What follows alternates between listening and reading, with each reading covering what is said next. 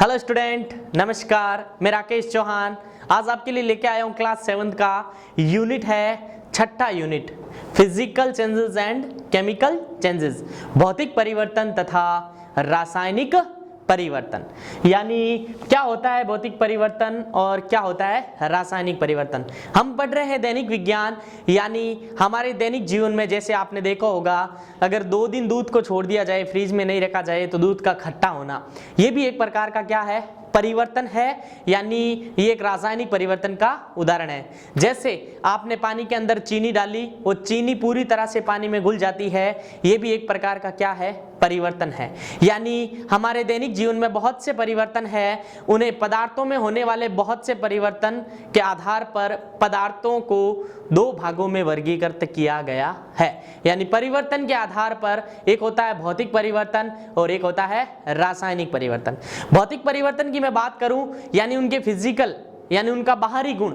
जैसे ये पेन है तो ये कैसा दिखता है, इनका आकार क्या है, आयतन क्या है, ये क्या कहलाएगा, इनका मास क्या है या इनका द्रव्यमान क्या है, ये आपके कहलाएगा फिजिकल चेंजेस, यानी भौतिक राशि में कहलाएगा, यानी भौतिक परिवर्तन कहलाएगा। अगर इनके आंतरिक गुणों में कुछ ना कुछ परिवर्तन हो, जैसे आपने भोजन खाया तो भोजन का पचना, उसमें कुछ ना कुछ एंजाइम द्वारा पचता है, तो वो एक रासायनिक परिवर्तन कहलाता है। यानी कुछ आंतरिक क्रियाएं होती है, वो हमेशा क्या कहलाती है, रासायनिक। और मैं बात करूं भौतिक की, जो बाहरी चीजें होती है, भौतिक सुख, जैसे भौतिक परिवर्तन, यानी जो बाहरी चीजें हम फील कर सकते हैं, वो सब क्या होगी, भौतिक परिवर्तन। तो मैं बात करूं पदार्थों के गुणों के आधार पर, पदार्थों के गुणों के आधार पर, गुणों के आधार पर इन्हें 2 भागों में वर्गीकृत किया गया है। जैसे मैं बात करूं, एक तो है भौतिक परिवर्तन, पहला है भौतिक परिवर्तन, भौतिक परिवर्तन, और दूसरा है रासायनिक परिवर्तन, यानी केमिकल चेंजेस, और पहला है फिजिकल चेंजेस। इन 2 को हम विस्तार से पढ़ेंगे इस यूनिट में, लेकिन जैसे मैं आपको पूछ लूं, एक एग्जांपल दे दूं, जैसे दूध का खट्टा होना, ये किस प्रकार का उदाहरण है, दूध का खट्टा होना। और अगर आपको पूछ लिया जाए शक्कर को पानी में घोलना या चीनी को पानी में घोलना, यानी शक्कर भी एक पदार्थ है, पानी भी एक यौगिक है। यानी इनमें अगर कुछ परिवर्तन किया जाए, इस परिवर्तन के आधार पर एक होता है भौतिक परिवर्तन और एक होता है रासायनिक परिवर्तन। अब मैं बात करूंगा सबसे पहले भौतिक परिवर्तन की, यानी ये उदाहरण देखने को मिलते हैं हमारे दैनिक जीवन में, दूध का खट्टा होना या दूध से दही का निर्माण, दूध से दही का निर्माण, यानी दूध से दही बनता है, वो भी एक प्रकार का क्या है, रासायनिक परिवर्तन। और इसमें लैक्टोबैसिलस द्वारा बनता है, दूध से दही बनता है। अब मैं सबसे पहले आपको बताऊंगा भौतिक परिवर्तन क्या होता है। तो मैं बात करूं भौतिक परिवर्तन की, भौतिक परिवर्तन,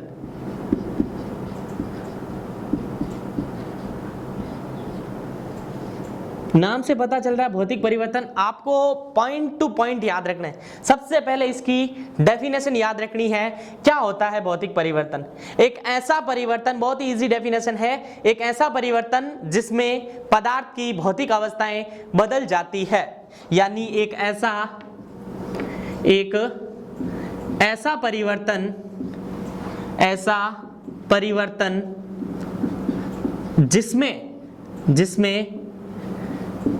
जिसमें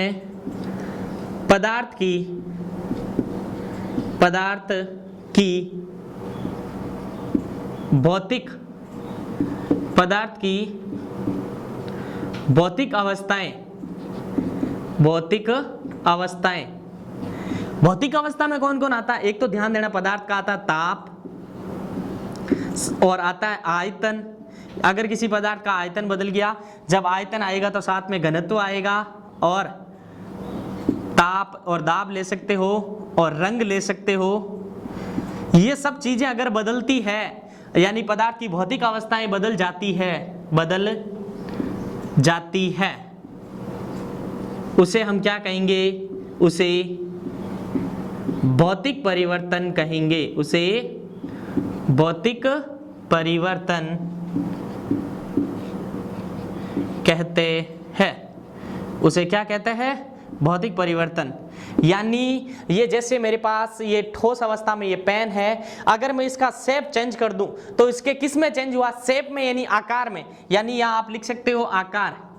अगर आकार में चेंज हुआ, ये सब बाहरी चीजें हैं, आकार में चेंज हुआ, तो ये भी किसका एग्जाम्पल है? फिजिकल चेंजेस, यानी भौतिक परिवर्तन। यानी पदार्थों में होने वाला वह परिवर्तन जिससे पदार्थ के भौतिक गुण बदल जाते हैं, जैसे आयतन, रंग, रूप आदि बदल जाता है, तो वह परिवर्तन क्या कहलाता है? भौतिक परिवर्तन। तो अब हम भौतिक परिवर्तन के 5 महत्वपूर्ण बिंदु पढ़ेंगे। पहला हमने अभी पढ़ा था, इनमें भौतिक गुण बदल जाते हैं। इनमें भौतिक गुण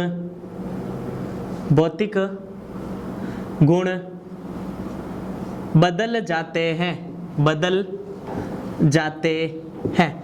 भौतिक गुण में अभी मैंने आपको बताया था, ताप, दाब, आयतन, घनत्व आदि आपको याद रखने हैं। दूसरा और महत्वपूर्ण है कि भौतिक और रासायनिक एक दूसरे के क्या होते हैं? विपरीत। इस प्रकार के परिवर्तन में, इस प्रकार, ये मैं पॉइंट सिद्ध करूंगा आपको कि सत्य है, आपको रटने नहीं है। इस प्रकार के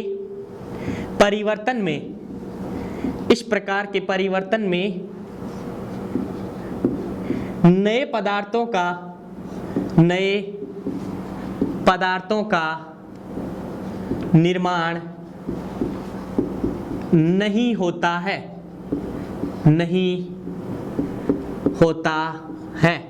ये एक ऐसा परिवर्तन है, यानी भौतिक परिवर्तन एक इस प्रकार का परिवर्तन है जिसमें आपको कुछ भी नया पदार्थ नहीं मिलेगा। जैसे मैं आपको एक एग्जाम्पल के माध्यम से समझाऊंगा कि जैसे आपके पास थी लकड़ी, ध्यान देना, ये इंपॉर्टेंट एग्जाम्पल है, लकड़ी का काटना। लकड़ी को काटना लिख सकते हो आप। अगर मेरे को बताओ आप लकड़ी को काटोगे, ऐसे तो है नहीं कि लकड़ी को काटने के बाद कुछ और ही प्राप्त हो, कहलाएगी तो लकड़ी। यानी लकड़ी का, ये लकड़ी है आपके पास, अगर इसका आप टुकड़ा करोगे तो लकड़ी के कितने टुकड़े हो जाएंगे? 2 टुकड़े। ऐसे तो है नहीं, इसका नाम अलग हो जाएगा, इसका भी नाम अलग हो जाएगा, इसके गुण अलग हो जाएंगे, ऐसा कुछ नहीं है। यानी वही मूल पदार्थ हमारे पास रहे तो कौन सा चेंजेस कहलाता है? भौतिक परिवर्तन कहलाता है। यानी इस प्रकार के परिवर्तन में हमें कुछ भी नया नहीं मिलता, यानी एक ऐसा परिवर्तन जो ज्यों है ज्यों रहेगा। यानी जहां पहले था वहां वापस जा सकते हैं। यानी दैनिक जीवन में आपको अगर किसी ने मारा तो आप उसको वापस मार सकते हो, ये बाह्य क्रिया है, ये फिजिकल परिवर्तन है, यानी फिजिकल चेंजेज है, यानी भौतिक परिवर्तन है। यानी लकड़ी को काटना भी कौन सा परिवर्तन हो जाएगा? भौतिक परिवर्तन। अगर आप एक उदाहरण और मैं दूंगा, आगे हम उदाहरण पूरे पढ़ेंगे। कागज के टुकड़े करना, आपके बुक का एग्जाम्पल है टुकड़े करना। अब जब कागज का टुकड़ा करोगे आप, जैसे मेरे पास ये कोई टेबल है, इसके ऊपर मैंने कागज रख दिया, ये कागज रख दिया, इसको मैंने 4 हिस्सों में वर्गाकार या आयताकार इसके टुकड़े कर दिए। फिर इस एक टुकड़े को ही आप क्या कहोगे? कागज कहोगे। दूसरे टुकड़े को भी क्या कहोगे?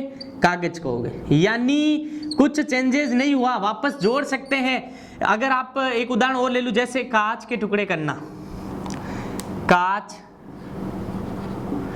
के टुकड़े करना, अगर कांच के टुकड़े करोगे तो वो कांच वापस जुड़ सकता है। जैसे ये कांच था, इसके टुकड़े कर दिए, टूटा हुआ भी क्या कहलाएगा? कांच कहलाएगा। ऐसे तो है नहीं कांच को तोड़ा और कागज कहलाएगा, और कांच को तोड़ा, कागज को तोड़ा और कांच कहलाएगा। कुछ नया नाम नहीं मिल रहा है, यानी जो राशि है वही दिख रही है, तो क्या कहलाएगी? भौतिक परिवर्तन। यानी आप, अगर आपके सामने 4 उदाहरण रख दिए जाए कि भौतिक परिवर्तन का कौन सा उदाहरण है, आप अगर ये पॉइंट क्लियर हुआ तो आप आसानी से पता कर पाओगे। मैं अगले पॉइंट की ओर बढ़ रहा हूं। तीसरा पॉइंट, ये परिवर्तन ये परिवर्तन इंपॉर्टेंट है, दोनों दिशाओं में होता है, दोनों दिशाओं में, ये परिवर्तन दोनों दिशाओं में होता है। इस प्रकार का परिवर्तन कहाँ होता है? दोनों दिशाओं में। यानी आपने ध्यान देना, पानी लिया, पानी ये किस अवस्था में था? द्रव अवस्था में। कौन सी अवस्था में? द्रव अवस्था में। और इस पानी को आपने रख दिया फ्रीज में, किसी पात्र में, तो ये कौन सी अवस्था में कन्वर्ट हो जाएगा? ठोस अवस्था में। लेकिन कहलाएगा क्या? पानी। यानी मेरे कहने का अर्थ यह है कि इसका फॉर्मूला क्या होगा? H2O, और इसका फॉर्मूला भी क्या होगा? H2O। और अगर आप वापस इसको बाहर लाके गर्म करोगे तो वापस किस में, अगर ठोस को वापस बाहर रखोगे तो ये किस में चेंज हो जाएगा? वापस द्रव में। किस में? द्रव में। और फॉर्मूला क्या कहलाएगा? H2O। यानी ये फ्रीज में ठोस अवस्था में है, अगर इसको बाहर लाओगे तो किस अवस्था में? द्रव में। और इसको अगर आप क्या करोगे? गर्म करोगे तो किस में चेंज हो जाएगा?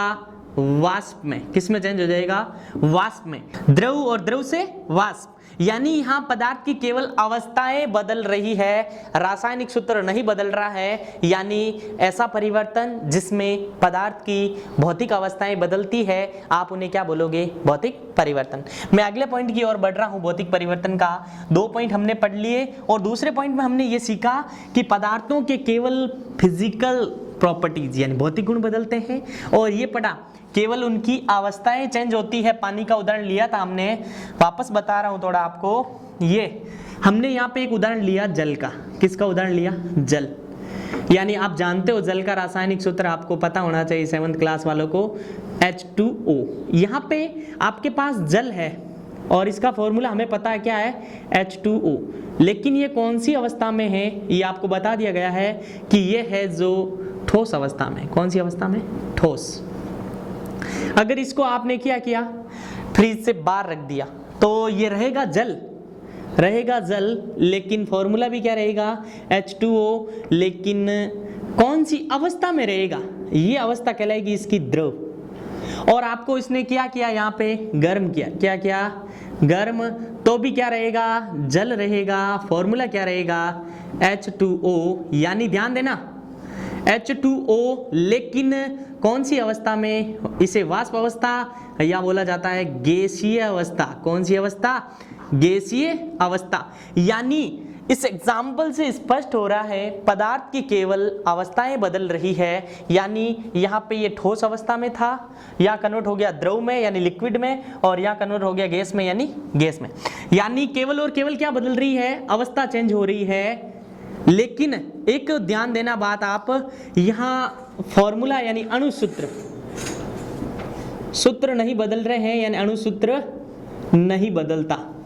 तो अगला पॉइंट यहाँ लिखना है आपको, भौतिक परिवर्तन में, भौतिक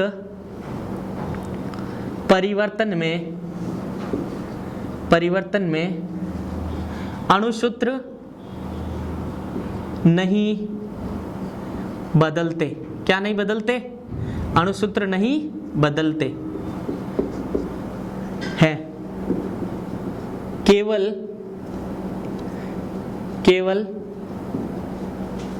अवस्थाएं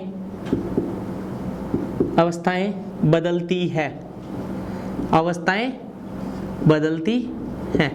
यानी एक जल के उदाहरण से स्पष्ट हो गया कि जल का अणुसूत्र चाहे ठोस अवस्था में हो, चाहे द्रव अवस्था में हो, चाहे गैस अवस्था में हो, उनका फॉर्मूला क्या रहेगा? H2O।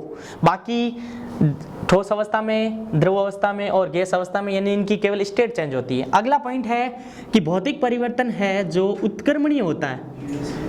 उत्क्रमणीय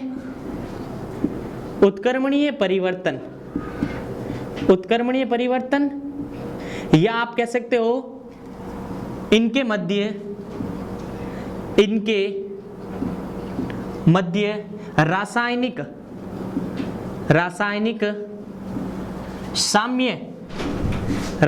साम्य स्थापित होता है।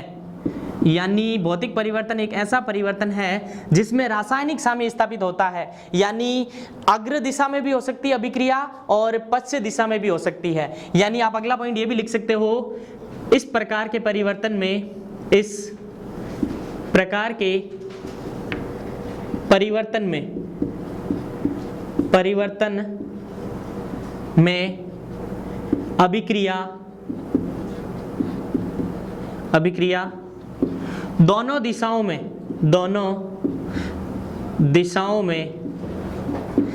दिशाओं का अर्थ हुआ अभिक्रिया अग्र दिशा में भी हो सकती है और पश्च दिशा में भी हो सकती है। दोनों दिशाओं में यानी अग्र व पश्च दिशा में संभव है। तो भौतिक परिवर्तन के मुख्य रूप से 4 पॉइंट हमने पढ़ लिए हैं। भौतिक परिवर्तन एक ऐसा परिवर्तन होता है जिसमें नए पदार्थ नहीं बनते हैं, पदार्थ की केवल क्या बदलती है, अवस्थाएं बदलती है। तीसरा पढ़ा, अणुसूत्र नहीं बदलता है, किसी भी कंडीशन में अणुसूत्र नहीं बदलेगा भौतिक परिवर्तन में। फिर हमने पढ़ा इस प्रकार के परिवर्तन में उत्क्रमणीय रिवर्सिबल उत्क्रमणीय परिवर्तन कहलाता है, क्योंकि ये दोनों दिशाओं में होता है। आगे, इस प्रकार के परिवर्तन में अभिक्रिया अग्र व पश्च दोनों दिशाओं में संभव है, वह क्या कहलाता है, भौतिक परिवर्तन। अब हम पढ़ेंगे भौतिक परिवर्तन के उदाहरण, भौतिक परिवर्तन के महत्वपूर्ण उदाहरण। तो हमने थ्योरी पढ़ ली थी भौतिक परिवर्तन के बारे में, अब हम पढ़ेंगे कुछ महत्वपूर्ण उदाहरण है। आप कैसे पता कर पाओगे कि कौन सा फिजिकल चेंजेस है और कौन सा केमिकल चेंजेस है, यानी कौन सा भौतिक परिवर्तन का उदाहरण है और कौन सा रासायनिक परिवर्तन का। तो पहला एग्जाम्पल आपके सामने दे रखा है, नमक प्लस पानी का घोल। और यहाँ ये भी दे सकता है, नमक के स्थान पे चीनी भी दे सकता है या शक्कर भी दे सकता है। तो नमक या शक्कर पानी में पूरी तरह से क्या होते हैं, घुल जाते हैं, लेकिन क्रिस्टलन विधि द्वारा हम पुनः पानी से शक्कर प्राप्त कर सकते हैं, कुछ ना कुछ प्राप्त कर सकते हैं, कुछ नया पदार्थ हमें नहीं मिलेगा, तब तक कौन सा परिवर्तन कहलाएगा, रासायनिक परिवर्तन। दूसरा है जल का बर्फ में बदलना, यानी लिक्विड फॉर्म में था, केवल किस में चेंज हुआ, सॉलिड में। फॉर्मूला क्या रहेगा, H2O, यानी अणुसूत्र नहीं बदल रहे हैं। उस बर्फ को आप रूम टेम्परेचर पे यानी फ्रीज से बाहर रखोगे तो वापस क्या बन जाएगा, लिक्विड अवस्था में क्या बन जाएगा, जल। यानी हम जहाँ थे हम वहाँ वापस जा सकते हैं। तो कौन सा परिवर्तन होता है, भौतिक परिवर्तन। और जल का वाष्प में बदलना, ये भी एक प्रकार का क्या है, भौतिक परिवर्तन का उदाहरण है। और वाष्प से वापस क्या बना सकते हैं, हम जल बना सकते हैं, यानी जहाँ थे वहाँ वापस आ सकते हो। किस प्रकार का उदाहरण है, भौतिक परिवर्तन का। ये इंपॉर्टेंट है, बल्ब का जलना, ये किस प्रकार का उदाहरण है, ये भी एक प्रकार का भौतिक परिवर्तन का उदाहरण है। यानी जब बल्ब ऑफ था तब उसमें जो टंगस्टन का तंतु था एकदम सफेद था, ऑफ था, तब ऑन किया तो क्या हो जाता है, एकदम पीला। वापस ऑफ करोगे तो वापस क्या हो जाएगा, सफेद। यानी जहां थे वहां वापस जा सकते हैं। एक ही चीज याद रखनी है, कौन सा परिवर्तन होगा, भौतिक परिवर्तन। लोहे की छड़ का गर्म होना, अगर लोहे की छड़ को आप गर्म करोगे एक साइड से तो दूसरी ओर से भी क्या हो जाती है, गर्म हो जाती है। और पुनः वापस ठंडी करने पर दोनों साइड से क्या हो जाती है, ठंडी हो जाती है। यानी आपको ऐसे तो है नहीं कि कुछ नया मिल गया, लोहे की छड़ी कहलाएगी, ऐसे नहीं कि कांच की छड़ कहलाएगी। गर्म करने से कहलाएगी क्या, लोहे की छड़। जब तक नया मैटर यानी जब तक नया पदार्थ नहीं मिले, आपको भौतिक परिवर्तन को नहीं छोड़ना है, यानी भौतिक परिवर्तन ही कहलाता है। जैसे कांच का टूटने के बाद कांच, मान लो एक कांच है जिसके 2 टुकड़े हो गए, वापस जोड़ सकते हैं। ऐसे तो है नहीं कि आपने कांच तोड़ा और कुछ और टूट गया, यानी रहेगा कांच। आयोडीन का गर्म होना, ये भी एक प्रकार का भौतिक परिवर्तन का उदाहरण है। रंग में परिवर्तन इंपॉर्टेंट है, जो अभी हमने उदाहरण पढ़ा था, बल्ब का जलना, ये किस प्रकार का है, रंग में परिवर्तन। और ये किस प्रकार का उदाहरण है, भौतिक परिवर्तन का। किस प्रकार का, भौतिक परिवर्तन का। मोम का पिघलना, ये इंपॉर्टेंट है, मोम का पिघलना आता है भौतिक परिवर्तन में। किसमें, भौतिक परिवर्तन। फिर है लोहे से चुंबक बनाना, अगर किसी लोहे को आप, ये जैसे आपके पास लोहा है और आप इसको किसी चुंबक के पास ले जा रहे हो, किसके पास ले जा रहे हो, चुंबक के पास। जितना नजदीक ले जाओगे उस लोहे में कौन से गुण आ जाएंगे, चुंबकीय गुण आ जाएंगे। कौन से गुण आ जाएंगे, चुंबकीय गुण और हम इस चुंबक को पीट कर वापस क्या बना सकते हैं, लोहा। और लोहे को वापस चुंबक के पास ले जाएंगे, कौन से गुण आ जाएंगे, चुंबकीय, वापस पीटने पर क्या बन जाएगा, लोहा। यानी जहां तक वहां जा सकते हैं, चुंबक से लोहा और लोहे से चुंबक। ये दोनों किस प्रकार के उदाहरण है, भौतिक परिवर्तन के। कागज के टुकड़े होना, ये भी किस प्रकार का उदाहरण है, भौतिक परिवर्तन का। ये एक भौतिक परिवर्तन का चिन्ह है, उत्क्रमणीय, ये अग्र दिशा में और ये पश्च दिशा में। तो आज की क्लास में हमने भौतिक परिवर्तन क्या होता है, उनके मुख्य सिद्धांत, और फिर हमने पढ़ा था भौतिक परिवर्तन के उदाहरण। आगे हम पढ़ेंगे क्वथनांक क्या होता है, गलनांक क्या होता है। धन्यवाद।